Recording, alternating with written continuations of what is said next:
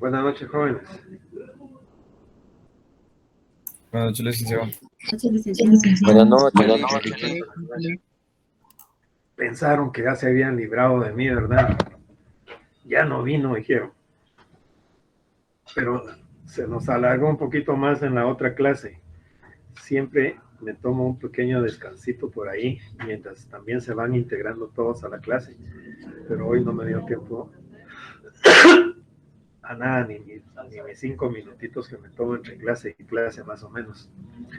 Pero bueno, lo importante es que ya estamos aquí, con la disculpa que les estoy diciendo por haberme integrado hasta ahorita a la clase, pero fue porque en la clase anterior se nos alargó un poquito. Aquí va a pasar casi lo mismo también, porque el tiempo así es, pasa y no lo, ¿cómo se llama? No lo recuperamos, pero lo aprovechamos en otras circunstancias. Pero bueno, ya estamos aquí, mis estimados alumnos y amigos. Vamos a proseguir, vamos a hacer un pequeño repaso para ubicarnos y para proseguir con lo que estábamos en la última clase. El proceso penal decíamos que se inicia con denuncia, querella, prevención policial. A partir de ahí se introducen los primeros datos al proceso. El Ministerio Público inicia una investigación. Esa investigación que realiza el Ministerio Público no está sujeta a un plazo legal. Queda sujeta a un plazo legal cuando se liga proceso al sindicado.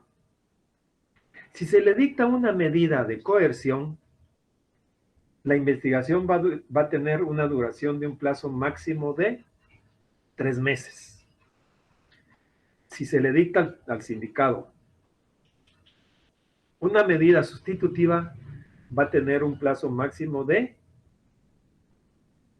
6 meses. Pero recuérdense que en esa primera declaración se le da la palabra al fiscal y al ministerio y al defensor para que se pronuncien sobre el plazo de la investigación. Cuando se pronuncian sobre el plazo de la investigación, el juez va a decir qué día tiene que plantear el Ministerio Público su acto conclusivo. Si ese acto conclusivo es la acusación, ese día tiene que hacerlo, y a partir de esa fecha tiene que fijar una audiencia, día y hora para la audiencia del procedimiento intermedio, que no puede ser mayor de 15 días ni menor de 10 días, o no puede ser menor de 10 días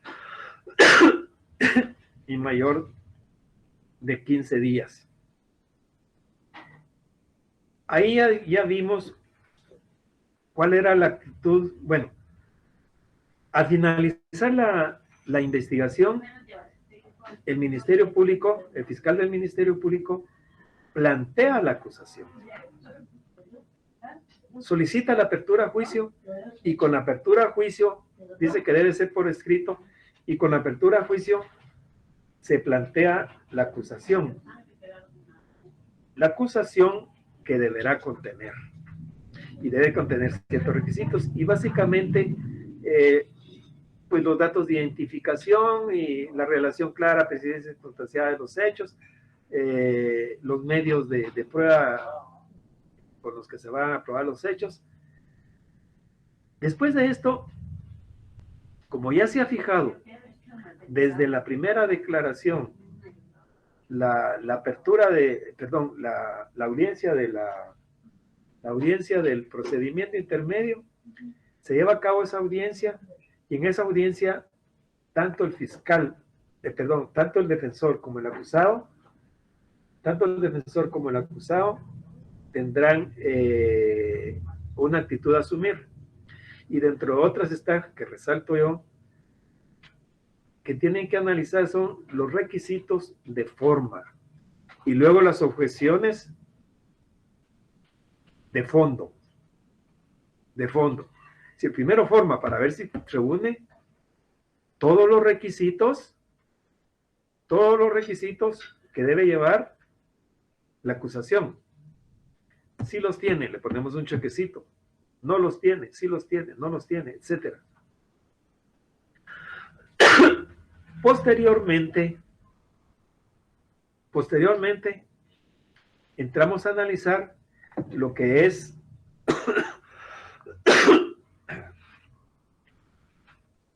les voy a leer mejor. Vamos a ver, es el 336.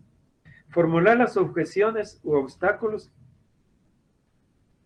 contra el requerimiento del Ministerio Público, instando, incluso por las razones, el sobreseimiento o la clausura.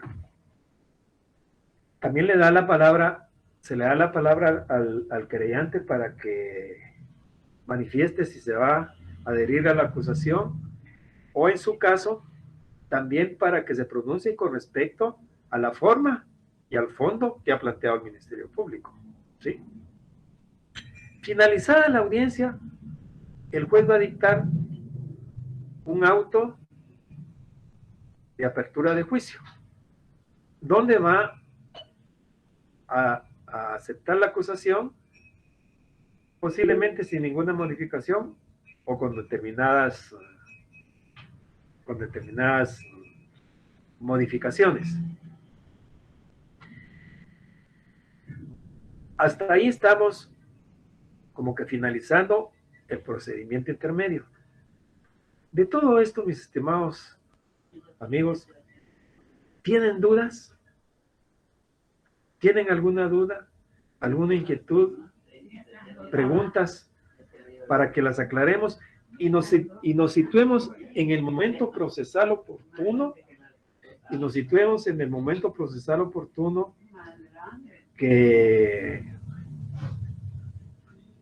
en el que estamos. Ya dije, actos introductorios, investigación a cargo del Ministerio Público, un juez contralor de garantías. Al juez contralor de garantías se le solicitan ciertas actividades. Este juez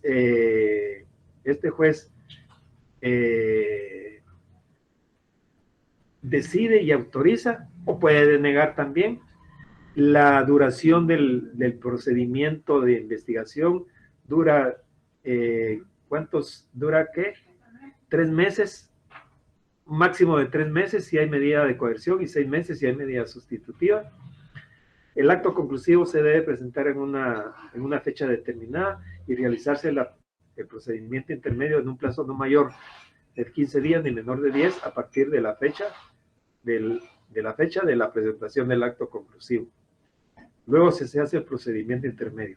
¿Tienen dudas? Ahorita estamos finalizando el procedimiento intermedio.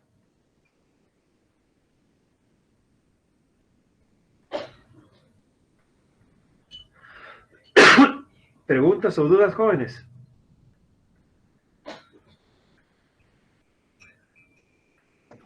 No, gracias. Yo veo que vamos bien. No hay Yoli. Gracias. Vamos bien, se está entendiendo. Para mí lo importante es que se entienda. Eso es lo importante. A ver, Yoli. Yolanda. Sí, licenciado, perdón. Por favor, ayúdeme. He hablado tanto que otra vez ya estoy con la garganta que no aguanta. Hablemos. Lean el artículo 343. 343. Sí. Ahorita, licenciado.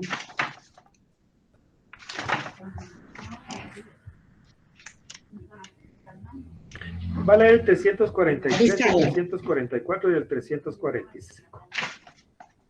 43, 44 y 45. Artículo 343. Ofrecimiento de prueba. Al tercer día de declarar la apertura de juicio, se llevará a cabo la audiencia de ofrecimiento de prueba ante el juez de primera instancia.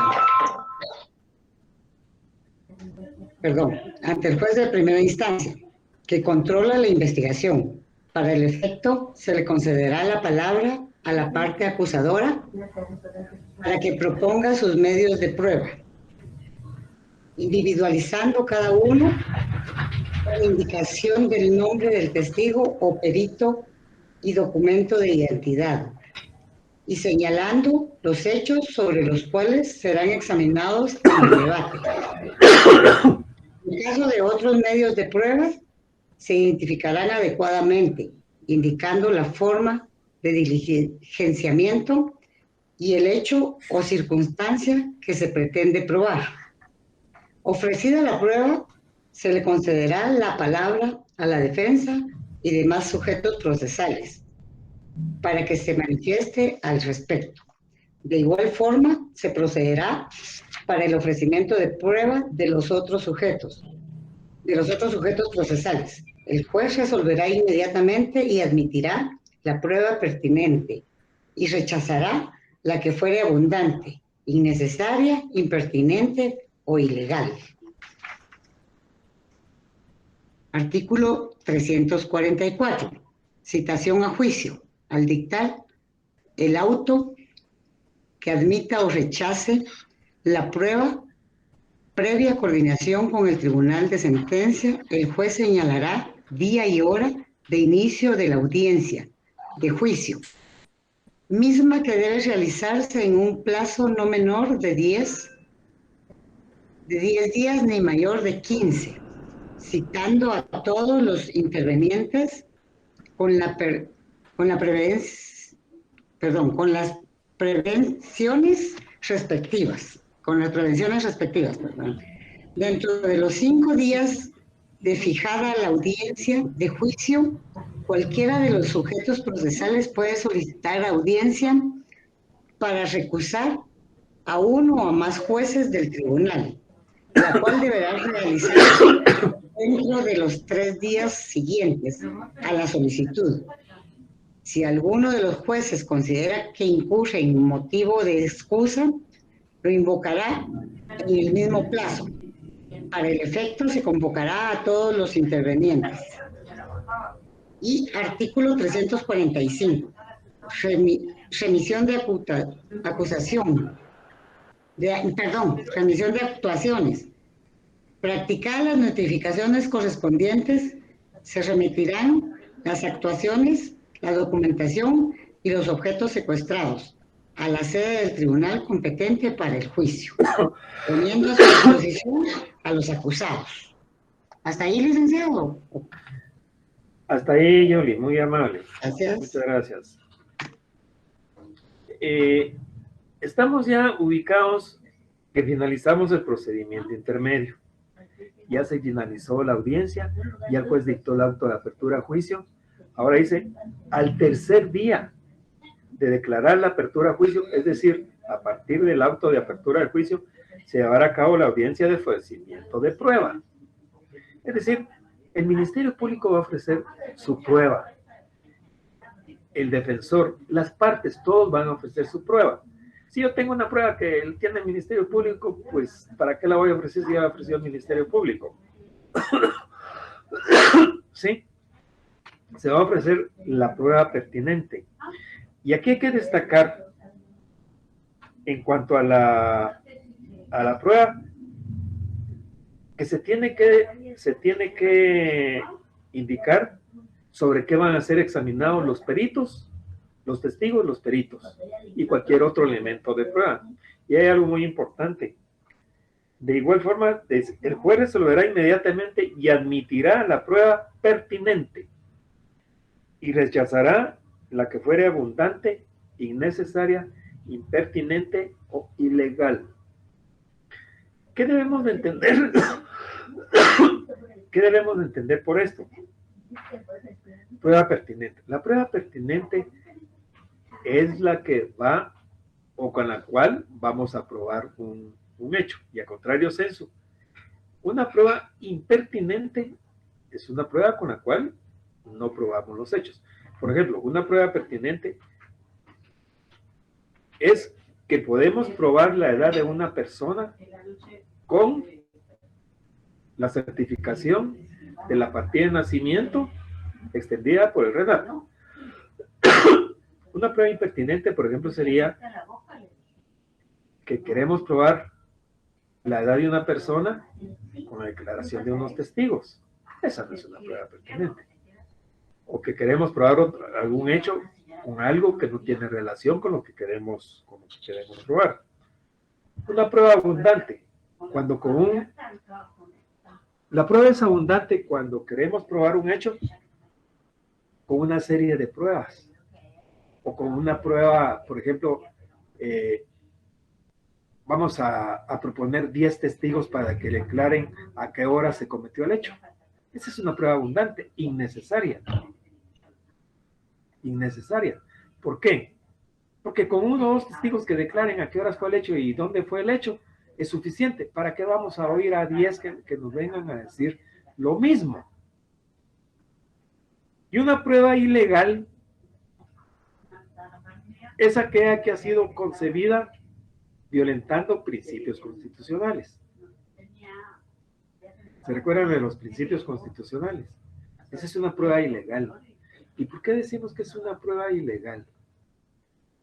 Porque no ha sido concebida de conformidad con las normas que regulan cada prueba. Por ejemplo, si vamos a concebir una prueba donde no se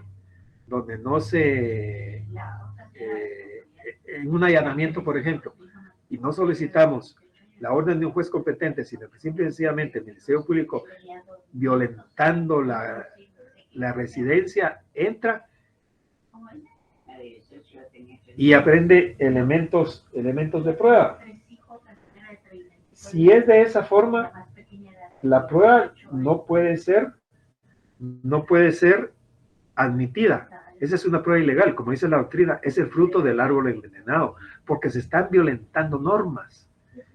Por más pruebas, por más que pruebe contra el sindicato, le voy a poner el ejemplo del allanamiento de morada, por ejemplo. Yo, Ministerio Público, no puedo ingresar a una residencia si no tengo la orden judicial. Y si no tengo la orden judicial, no puedo ingresar. No puedo ingresar, ¿por qué? Porque necesito una orden judicial, porque si no, se estaría violentando la garantía que tenemos todos a la privacidad. Y si yo juez, acepto una prueba de esas, en cualquier momento pueden ingresar a cualquier casa donde se les dé la gana. Por eso es que la ley va regulando este tipo de situaciones. Entonces, una prueba ilegal es aquella que no se concibe por medios legales. ¿Y cuáles son los medios legales? Pues obviamente las autorizaciones del juez. Por ejemplo, si vamos a oír la declaración de un testigo porque lo tengamos coaccionado, amenazado o torturado, ese es un medio ilegal. Si entramos a una residencia por medio hacemos un allanamiento y no tenemos la orden judicial, también es una prueba ilegal. Ese es el fruto, como dice la doctrina, el fruto del árbol envenenado. Esa prueba no se puede valorar. Al dictar el auto que admita o rechace la prueba, previa coordinación con el tribunal de sentencia, se señalará el día y hora para el inicio de la audiencia del juicio. Es decir, cuándo se va a iniciar el juicio. Y debe ser en un plazo no menor de 10 días ni mayor a 15 días a partir del auto que admita o rechace la prueba. Puede hacer que se rechacen algunos elementos de prueba, otros no, otros que se acepten, y por ahí va la asunto. Y finalmente, practicadas las notificaciones, se remitirán las actuaciones, la documentación y objetos secuestrados al tribunal competente para el juicio. Es decir, de acuerdo a la competencia que tenga, ya cada tribunal sabe qué tribunal le corresponde su competencia, le va a mandar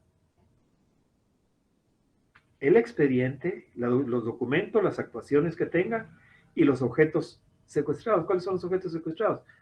O los elementos de prueba que tenga para que se ponga a disposición y se pone a disposición del tribunal a los acusados. Y ahí ya estamos preparados para la siguiente etapa, que es el juicio. ¿Alguna pregunta, jóvenes? Repito, esta es la audiencia del ofrecimiento de prueba. Si ofrece prueba, cada quien de las partes ofrece su prueba al tercer día de dictado del auto de apertura a juicio. Si es prueba impertinente, el juez tendrá que calificar la prueba pertinente, impertinente, abundante y la ilegal. Luego se hace la citación al juicio a partir del auto que admite la prueba y se fija con coordinación del tribunal la audiencia para... Hay algo muy importante. Dentro de los 5 días siguientes se pueden plantear las recusaciones. Las recusaciones que tengamos contra los jueces, si es que existen. Y finalmente se remiten al juez las actuaciones, la documentación y los objetos secuestrados. ¿Alguna pregunta?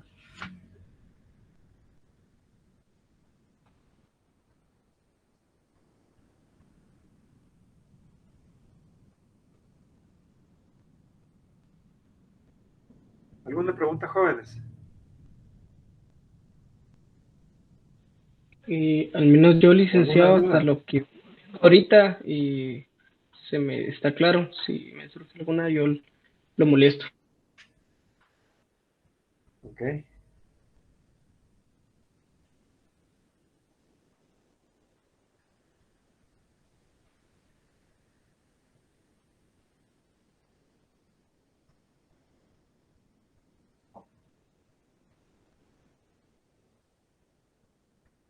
Bueno. Entonces vamos a pasar a lo que es el debate.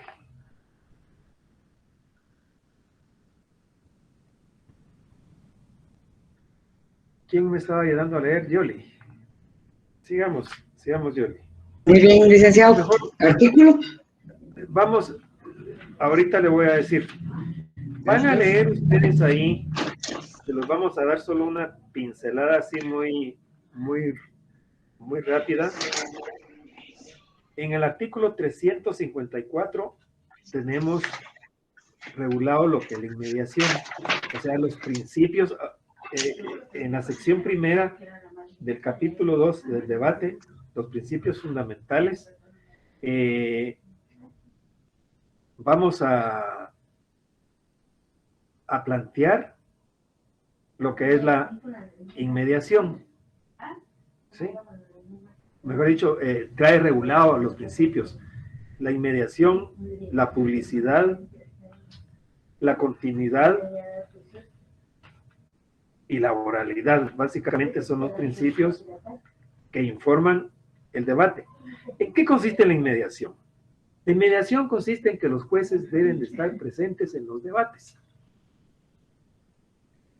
En presencia de ellos, en forma ininterrumpida, se deben de realizar las audiencias. Lamentablemente, las audiencias deberían de ser de un solo hilo, pero no, es hora de almuerzo. Ya se terminó la jornada laboral. Posiblemente porque sea mucho lo que hay que hacer, pues se suspende. Pero lo contrario, el principio general debe ser de que se debe llevar a cabo en un solo acto. Luego la publicidad, el principio de publicidad. O sea que toda la persona que quiera estar presente en el debate, toda la persona que quiera estar presente en el debate puede asistir. Los debates son públicos,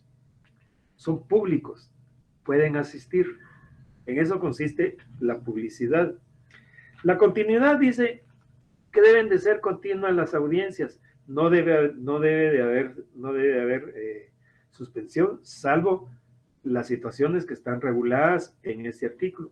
Y finalmente, lo que considero que es la columna vertebral de los principios del juicio o del debate, es la oralidad. El debate será oral, es decir, de viva voz. Las declaraciones, todo debe ser de viva voz. Si hay que introducir algún documento, es a través de la lectura, no asumir que ahí está, sino que tiene que ser a través a través de la lectura. Bien, ahora vamos a ver qué es lo más importante, cómo se desarrolla el debate. Por favor, Yoli, artículo 368. Muy bien, licenciado.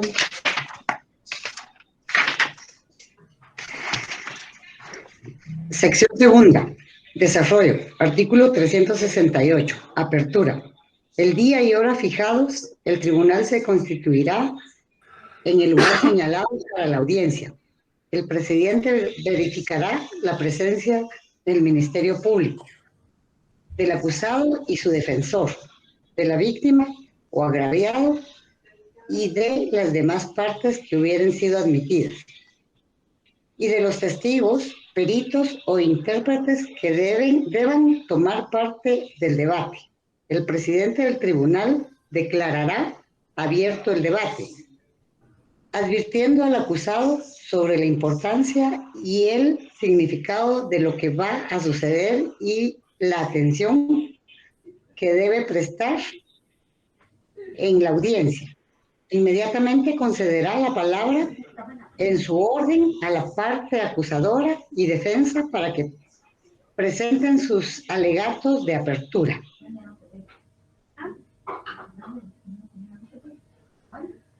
Bien. No. Luego le digo qué artículo leemos, por favor, Yoli. Gracias. El día y hora fijados para el debate, el juez lo primero que hace es verificar la presencia de las partes. El acusado, el defensor, el fiscal. Y tiene que verificar si también está el querellante adhesivo y su abogado director. Tiene que verificar también la presencia de los peritos y los testigos que van a ser examinados.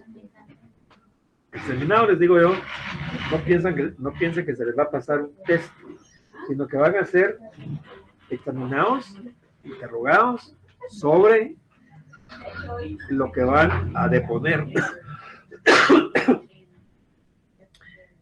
Posteriormente a eso, luego que verifica la presencia de testigos, peritos, los invita a que salgan de la sala y estén afuera, que los van a llamar en su momento. Luego le da la palabra al fiscal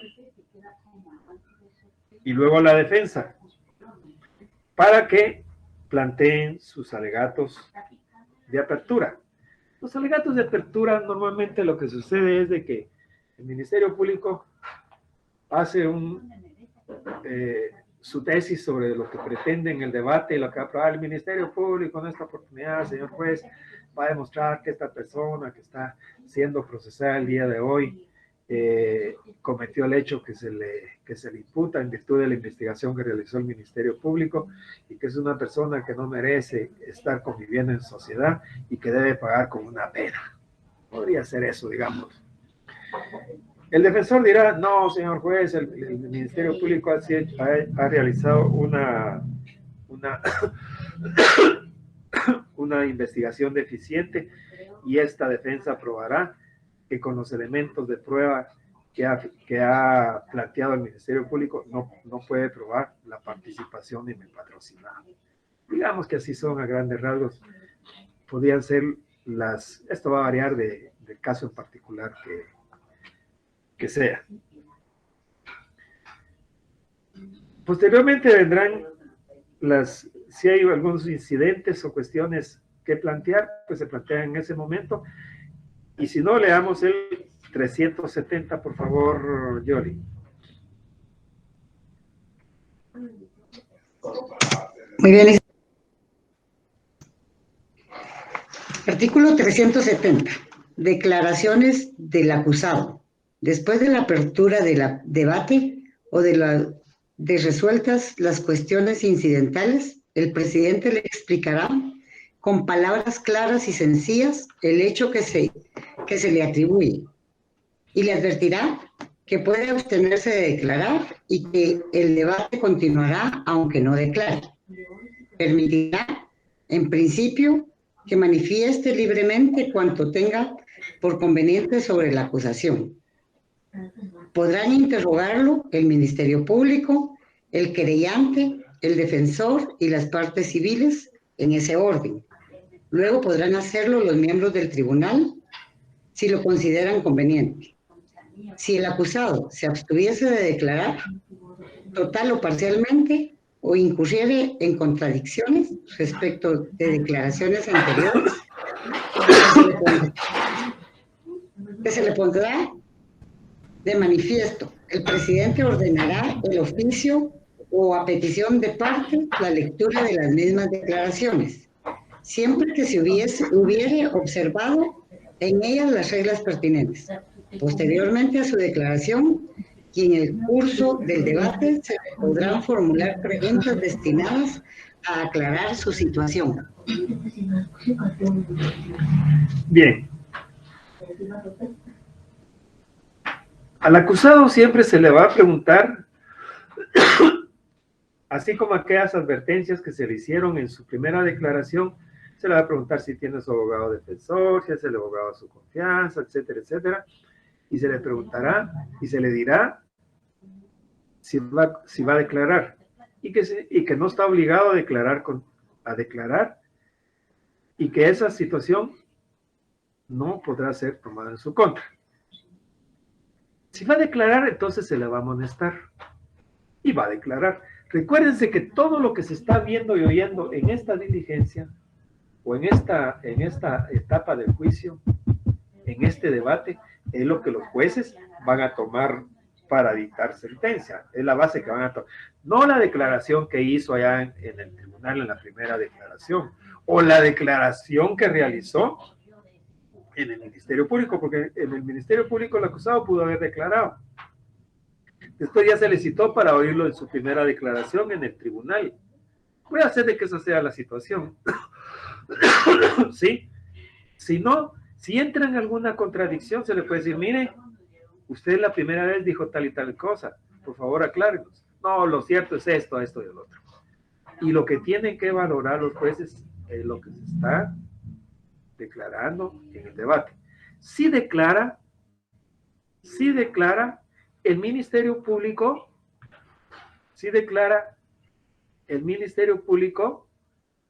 lo interrogará y posteriormente lo interrogará el defensor. Ese es el orden. Primero el Ministerio Público y después el defensor. No sé si tienen alguna duda o alguna aclaración con respecto al desarrollo del debate. Primero, verificación de las partes. Ministerio Público, abogado defensor, acusado. La verificación de la presencia de los peritos, de los testigos. Luego, los alegatos de apertura. Posteriormente, ya en el desarrollo, si hay incidencias, pues se plantearán porque hay algún incidente, algo que plantear, posiblemente alguna recusación porque se les fue el plazo de la recusación en tiempo y el juez tendrá todo el derecho de mandarlos a volar porque no lo hicieron en el tiempo oportuno. La declaración del acusado. Si el acusado decide, se le hacen las advertencias, si el acusado decide declarar, se le amonesta y luego se le da la palabra al fiscal y al defensor para que interrogue. ¿Alguna duda? ¿Alguna ampliación? ¿Alguna aclaración?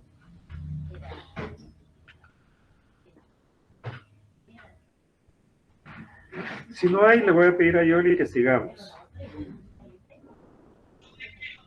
¿El artículo 371, licenciado? No, el 375. El 375. 375. Artículo Nos 375. acostumbramos a decir 375, pero es 375. Pero bueno, Así sí es, nos licenciado. entendemos. Artículo 375. Recepción de pruebas.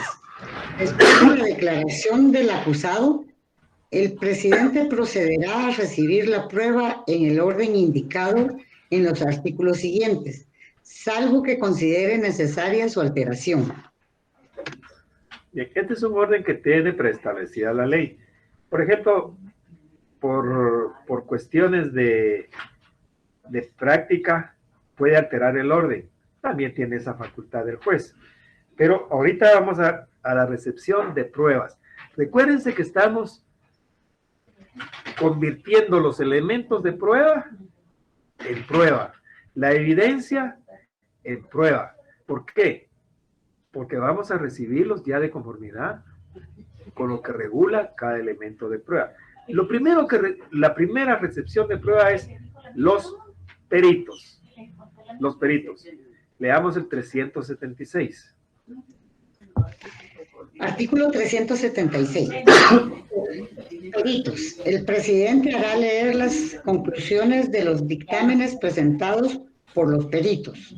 Si estos hubieran sido citados, responderán directamente a las preguntas que les formulen las partes, sus abogados o consultores técnicos y los miembros del tribunal, en ese orden y comenzando por quienes ofrecieron el medio de prueba. Si resultare conveniente, el tribunal podrá disponer que los peritos presencien los actos del debate. Estas disposiciones son aplicables en lo pertinente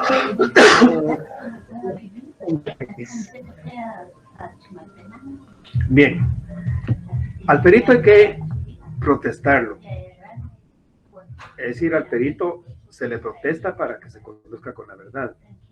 Y luego se le dice, el presidente del tribunal le dice que se lean las conclusiones a las que llegó en el peritaje. No se lee todo el dictamen. No se lee todo las conclusiones. Conclusión 1. La causa de la muerte fue por la perforación, por el disparo de arma de fuego que le perforó el cerebro. ¿Qué sé yo cuánto pueda decir en las conclusiones un perito? Posteriormente van a ser interrogados en su orden por el que lo propuso. ¿Quién lo propuso? Lo propuso el Ministerio Público, él lo interroga primero. Lo propuso el defensor, él lo interroga primero, y después los consultores técnicos, si existen en su caso, y quien no lo propuso. Repito, quien lo propuso, lo interroga primero. Si lo propuso el Ministerio Público, lo interroga primero el Ministerio Público. Si lo propuso el defensor, primero lo interroga el defensor y después el fiscal del Ministerio Público, en ese orden. Entonces, se le harán preguntas relacionadas con su capacidad, con el dictamen que ha rendido. Después de que se han escuchado ya el interrogatorio, el juez pasa a recibir la prueba de testigos. Y los peritos, si es necesaria su presencia, permanecerán en la sala, si no, se podrán ir. Pero hay algo muy importante. El juez va llamando a uno por uno. Primero el perito tal, pase adelante, llámelo. Todos los demás están afuera, porque no se puede contaminar la prueba. Igual es con los testigos. Los testigos se oye uno en pos del otro. Uno en pos del otro se va oyendo los testigos. Leamos, ¿alguna duda con respecto a peritos jóvenes?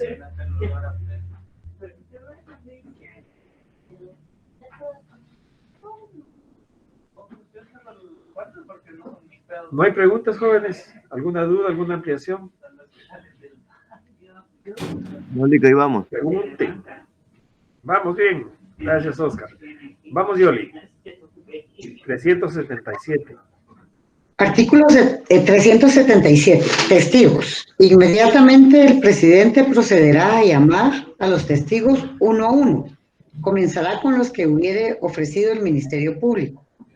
Continuará con los propuestos por los demás actores y concluirá con los del acusado y los del tercero civilmente demandado. El presidente, sin embargo, podrá alterar ese orden cuando así lo considere conveniente para el mejor esclarecimiento de los hechos. Antes de declarar, los testigos podrán comunicarse entre sí. No podrán, Ni con- no podrán. no podrán comunicarse entre sí, ni con otras personas, ni ver, ni oír, o ser informados de lo que ocurra en el debate. Después de hacerlo, el presidente dispondrá si continúan en antesala. Si fuera imprescindible, el presidente podrá autorizar a los testigos a presenciar actos del debate. Se podrán llevar a cabo careos entre testigos o entre el testigo y el acusado o reconstrucciones. Perdón, todavía sí. Bien, Sí, ahí. hasta ahí, sí. Los testigos se oyen uno a uno, uno en pos de otro. Están fuera del tribunal porque ya los identificó, ya se cercioró el juez de que están presentes. Sí. Ya se cercioró el juez de que están presentes y manda que abandonen la sala. Después va llamando, después de ir a los peritos, va llamando uno por uno a los testigos. Primero al testigo 1, al testigo 2, al testigo 3. No se pueden comunicar entre sí. ¿Vos qué dijiste? ¿Qué te preguntaron? No, no se puede. Luego después de que deponen su declaración, los va a interrogar quién lo propuso y los va a contrainterrogar quien no lo propuso.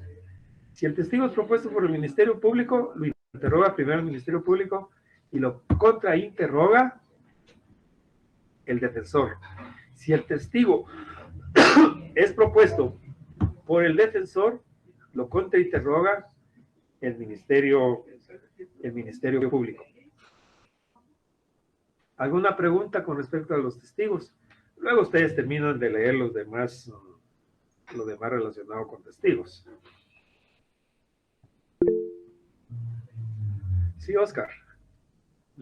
Solo me queda una duda con lo que son las reconstrucciones, que habla este último párrafo del artículo 377. No sé si me podría aclarar un poquito ahí. ¿Cuál es su duda? No me queda claro qué son Dice, esas reconstrucciones. se podrán llevar a cabo careos entre testigos o entre el testigo y el acusado o reconstrucciones. Bien, un careo se puede dar cuando existe contradicción entre los testigos. Por ejemplo, un testigo dijo que había sido en la 6ª Avenida frente a la casa marcada con el número, en la 10ª calle frente a la casa marcada con el número 843. El otro testigo puede decir que el hecho fue en la 11 calle marcada con el número 843. Son dos lugares diferentes.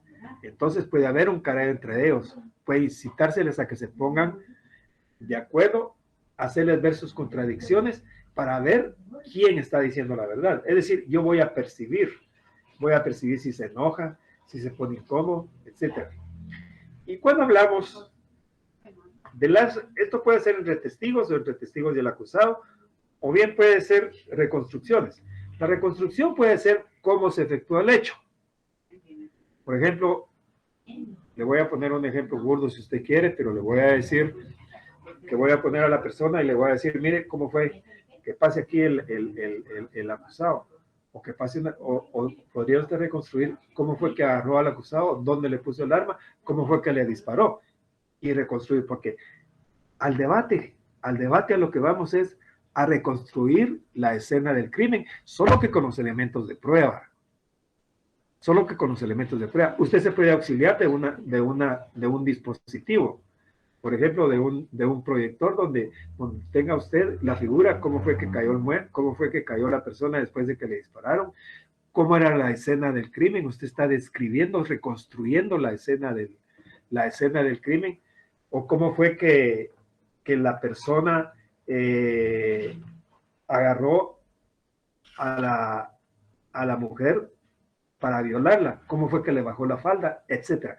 Todo ese tipo de situaciones son las que se van a hacer dentro de la reconstrucción que se puede hacer de hechos. Es decir, usted se puede valer de ese tipo de situaciones. Puede valerse también de un cartel, de una diapositiva, de una maqueta para hacer una reconstrucción, o de las propias personas. A ver, testigo, supongamos que aquí está la calle, usted cómo vio que se estaba atravesando, a cuántos metros estaba, etcétera. No sé si queda claro con esto, Oscar. Como el agua, Lick, gracias. Sí, Catalino. Gracias, Oscar.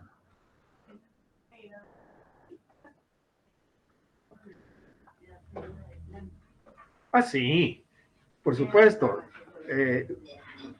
Los videos de cámaras, etcétera, solo que tienen que probar que son originales, pues, porque si no pueden ser sometidos a un peritaje. Por ejemplo, en la clase pasada me decían, mire, y si hay una grabación de una violación, por ejemplo, eso tiene que estar sometido a un peritaje, porque eso no, digamos, salvo que sea una cámara que esté, pero si yo la hago con el teléfono, por ejemplo, eso sí puede ser impugnado. Cualquier elemento de prueba puede ser impugnado. Y puede ser impugnado porque puede ser un montaje. Ahora con la tecnología, olvídense, pueden hacer cualquier montaje. Siempre y cuando pase el tamiz de que no ha sido impugnado o no ha sido discutido, por supuesto que se puede valorar. Y recuérdense que la valoración de la prueba, esto por sí solo no puede ser una prueba. Por sí solo no, sino que tiene que integrarse la prueba. Recuérdense que el juez va a analizar la prueba a través de la sana crítica razonada. ¿Y qué es la sana crítica razonada? La convicción que se forma el juez, analizando cada uno de los elementos de prueba en particular, relacionándolos unos con otros, y al relacionarlos unos con otros, va a hacer uso de su experiencia, de la lógica, de los conocimientos jurídicos, de los conocimientos doctrinarios y jurisprudencia que se tenga. Con base en eso, él va a formar su convicción para poder dictar una resolución. En este caso, en el caso específico una sentencia. No sé si está claro, Catalino.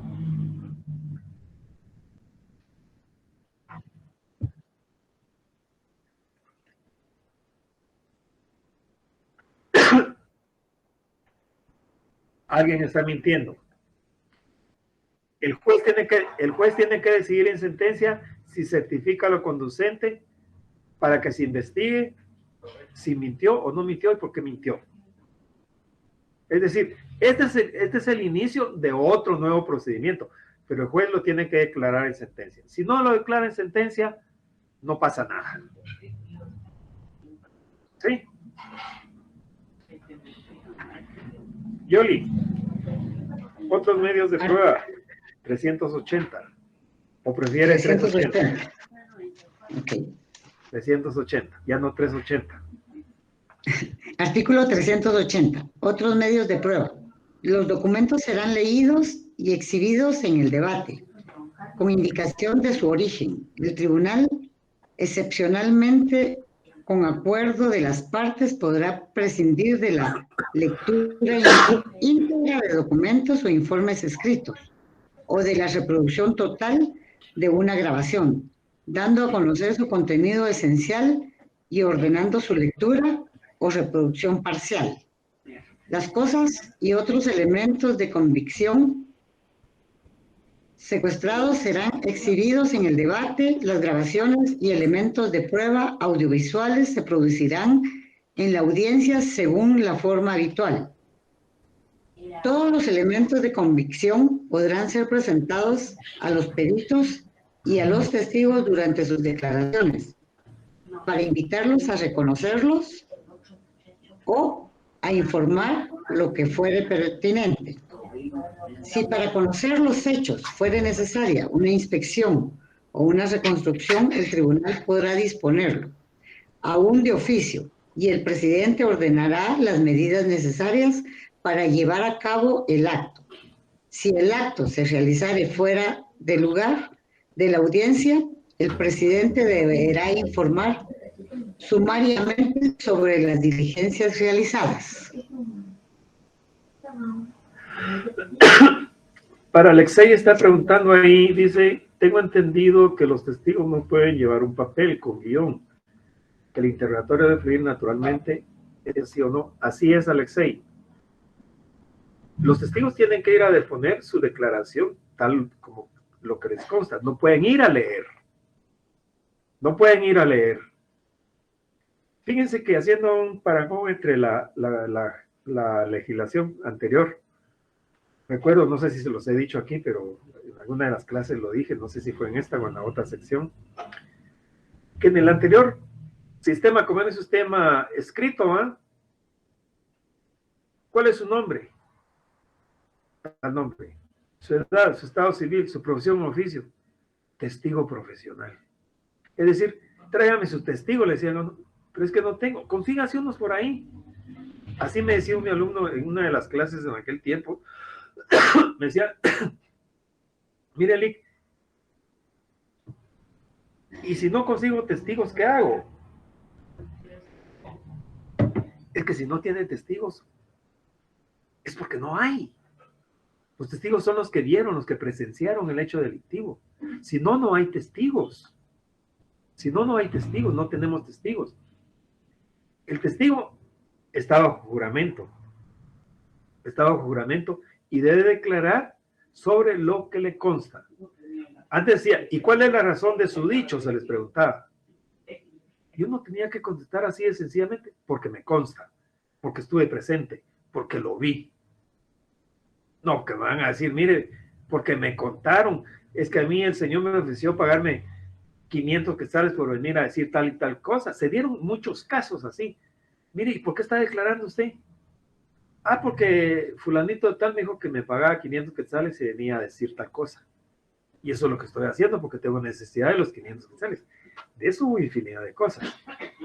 Entonces, el testigo no puede llevar un guión, un papel, auxiliarse de un papel. ¿Está claro, Alexei?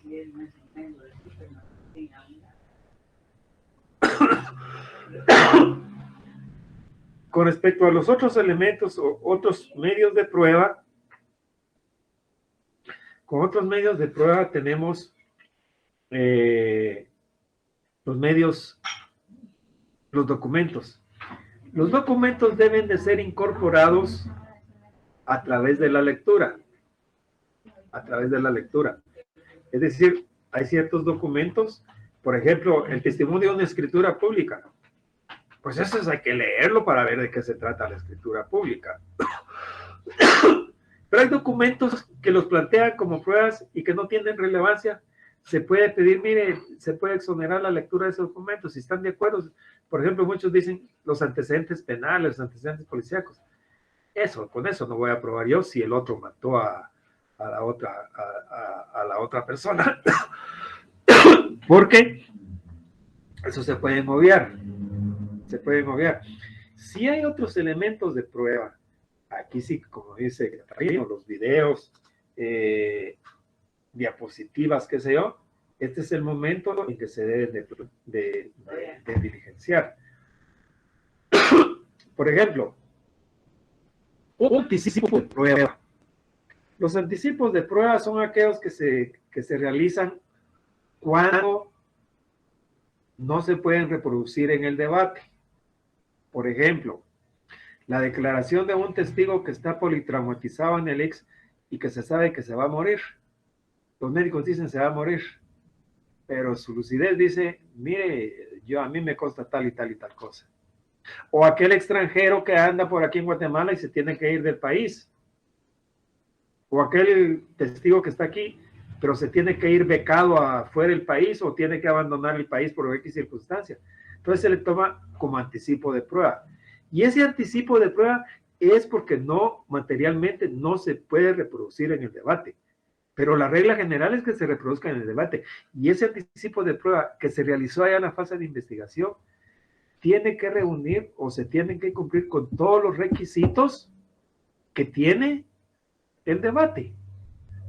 Es decir, se tiene que citar a todas las partes, se tiene que deponer la declaración, tiene que ser ante un juez competente, en este caso ante el juez que controla la investigación, se le tienen que decir cuáles son las circunstancias en que se cometió, se le tienen que hacer todas las advertencias y luego declara y se le va a conceder la palabra al fiscal y al defensor para que lo interroguen. Eso va a quedar plasmado en un acta. Entonces, esa declaración de ese testigo como anticipo de prueba pasa a ser un documento. ¿Y cómo voy a saber yo qué fue lo que dijo ese testigo? Pues se incorpora a través de la lectura. A través de la lectura se incorpora la declaración de ese testigo. ¿Alguna pregunta o alguna duda?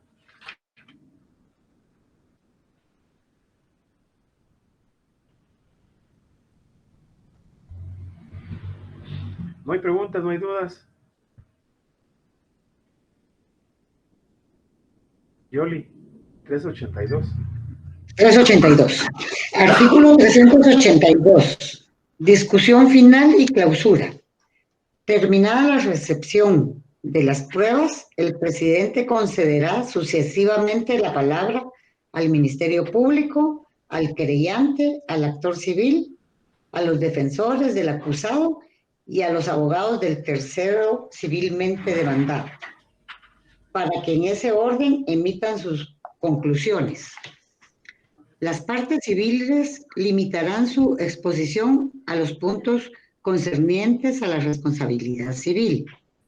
En ese momento, el actor civil deberá concluir fijando su pretensión para la sentencia, inclusive, en su caso, el importe de la indemnización. Sin embargo, podrá dejar la estimación del importe indemnizatorio para el procedimiento de ejecución de la sentencia.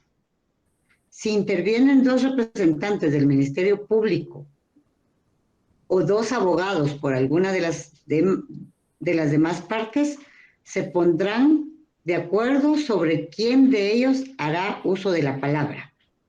Solo el Ministerio Público y el defensor del acusado podrán replicar. Corresponderá al segundo la última palabra. La réplica se deberá limitar a la refutación de los argumentos adversos que antes no hubieran sido objeto del informe. En caso de manifiesto abuso de la palabra, el presidente llamará la atención al orador y, si éste persistiere, podrá limitar prudentemente el tiempo del informe, teniendo en cuenta la naturaleza de los hechos en examen, las pruebas recibidas y las cuestiones a resolver. Vencido el plazo, el orador deberá emitir sus conclusiones. La omisión aplicará incumplimiento de la función o abandono injustificado de la defensa. Si estuviera presente el agraviado que denunció el hecho, se le concederá la palabra si desea exponer. Por último, el presidente preguntará al acusado si tiene algo más que manifestar, concediéndole la palabra, y cerrará el debate. Gracias, Yoli.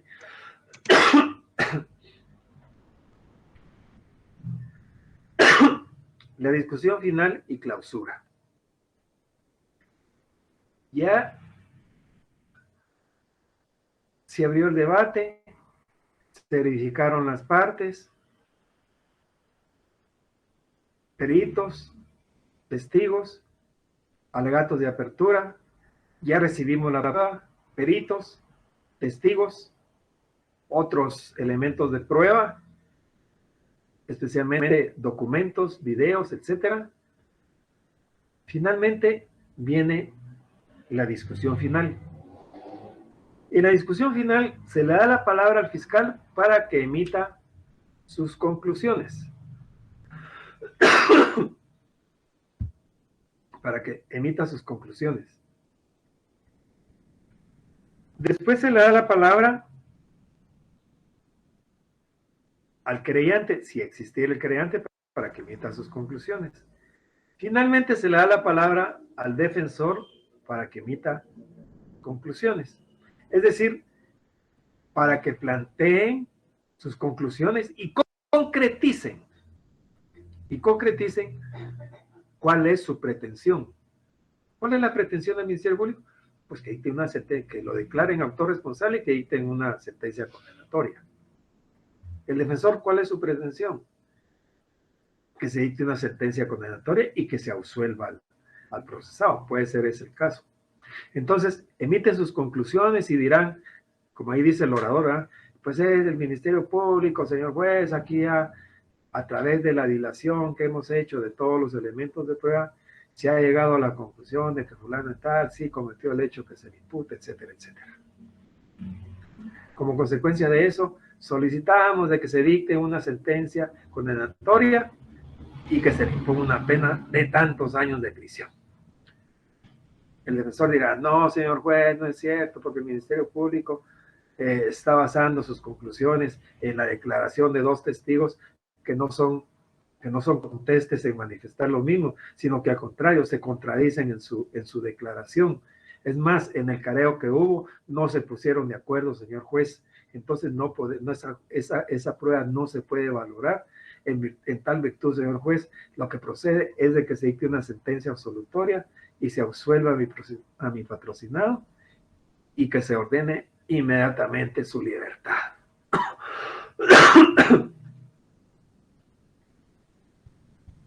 Si nos percatamos, el Ministerio Público fue el primero que habló.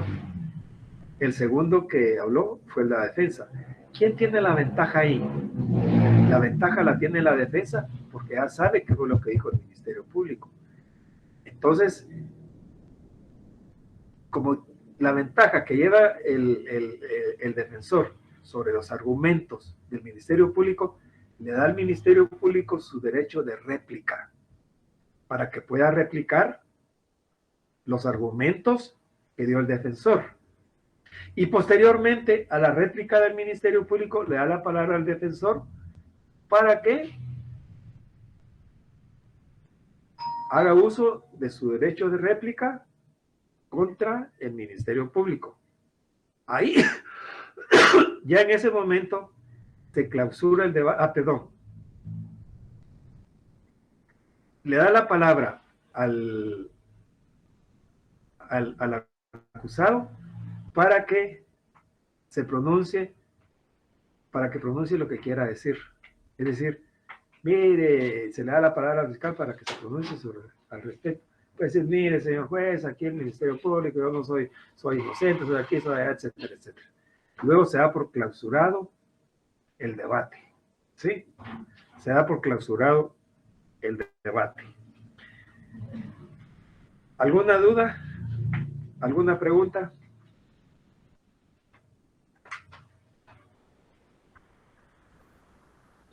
¿Preguntas o dudas, jóvenes? Yoli, por favor. 383. Sección tercera, sentencia. Artículo 383. Deliberación. Inmediatamente después de clausurado el debate, los jueces que hayan intervenido en él pasarán a deliberar en sesión secreta, a la cual solo podrán asistir el secretario. Bien. Después de la clausura, los jueces se retiran para deliberar en una sesión secreta y puede asistir el secretario, posteriormente dictarán su sentencia. En esto, en la práctica, lo que sucede es de que expresan sucintamente los motivos por los cuales se dicta la sentencia y solo básicamente leen el por tanto. Por tanto, este tribunal declara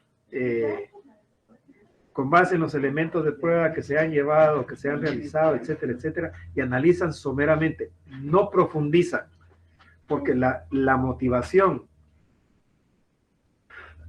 o el razonamiento de la sentencia se hará posteriormente, ya cuando sea la lectura íntegra de la sentencia. Ahí solo la fundamentan y dictan sentencia. Dice, por tanto, este tribunal resuelve declarar al señor fulano y tal, autor responsable del delito tal, y como consecuencia de eso, le impone una pena de tantos años de prisión. ¿Se entiende eso? Licenciado, se entiende. Posteriormente a eso, entonces, posteriormente a eso viene el control de la sentencia. Es a través de la apelación. El recurso de apelación les voy a pedir que lo lean ahí que lean los recursos, especialmente el recurso de apelación.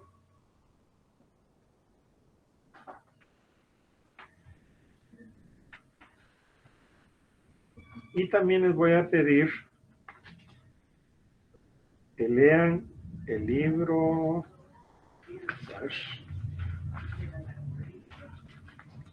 el libro quinto, o sea, la ejecución de la sentencia.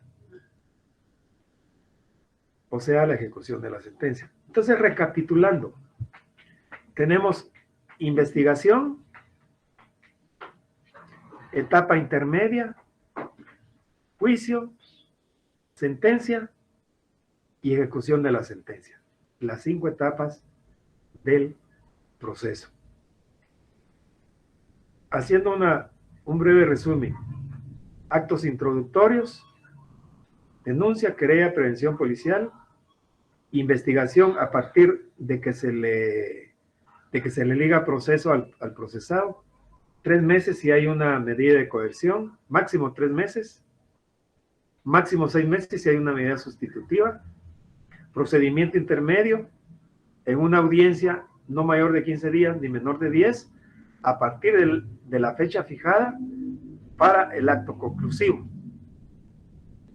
Audiencia, procedimiento intermedio, ofrecimiento de pruebas al tercer día de dictado del auto de apertura de juicio.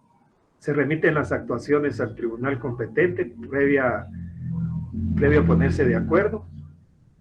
Se fija entre 10 y 15 días para llevar a cabo el juicio. En el debate se desarrolla primero, se verifica la presencia de las partes, peritos y testigos, y se da la palabra al fiscal y luego al defensor para sus alegatos de apertura. Luego la recepción de pruebas, peritos, testigos, documentos y otros elementos de prueba.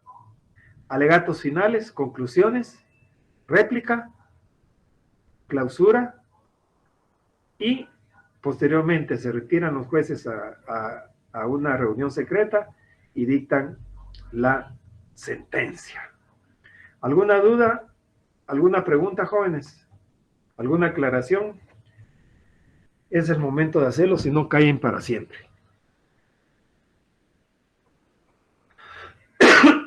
¿Alguna pregunta, alguna duda, jóvenes?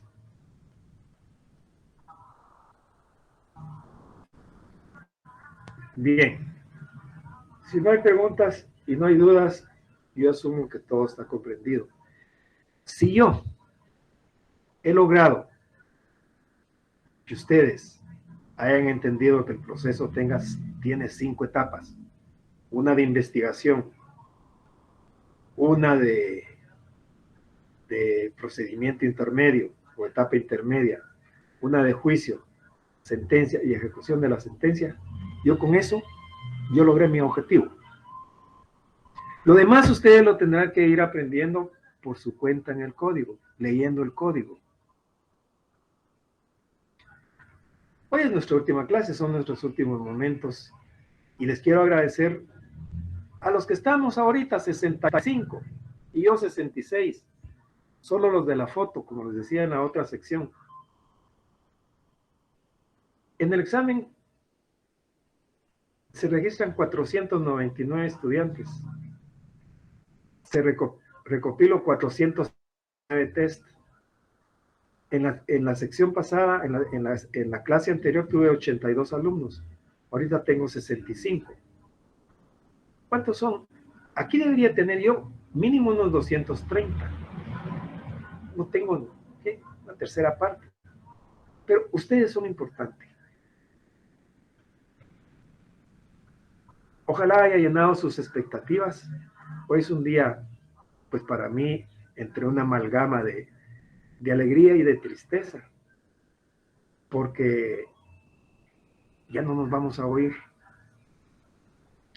Ya la semana entrante empiezan sus exámenes, luego la siguiente semana de la semana entrante es nuestro examen, es el último contacto que tenemos, ya solo virtual. Hoy es nuestra despedida. Espero haber llenado sus expectativas. No sé qué los motivó, o si por suerte o por mala suerte cayeron en esta sección.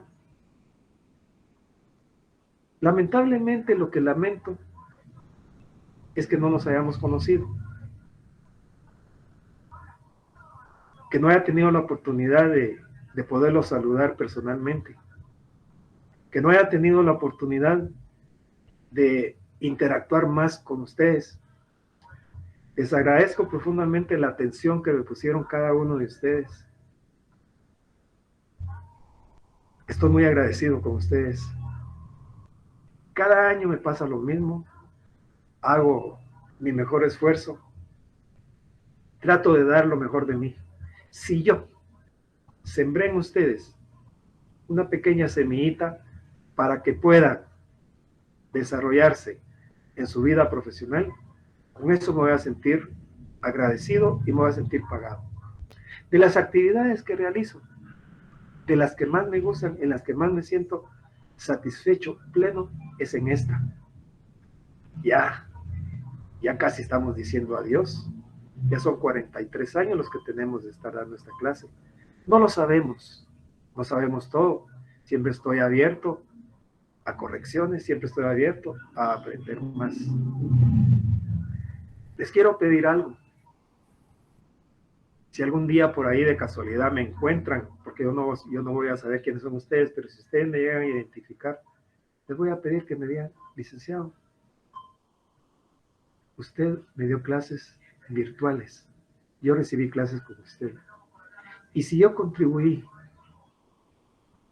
en algo en su formación, solo con que lo piensen, me voy a sentir satisfecho. No digamos que me lo digan. Delo por hecho, Lick. Les decía, sí, de las actividades que realizo, les decía que de las que más me siento satisfecho es en esta, tal vez en la que menos he percibido en mi vida.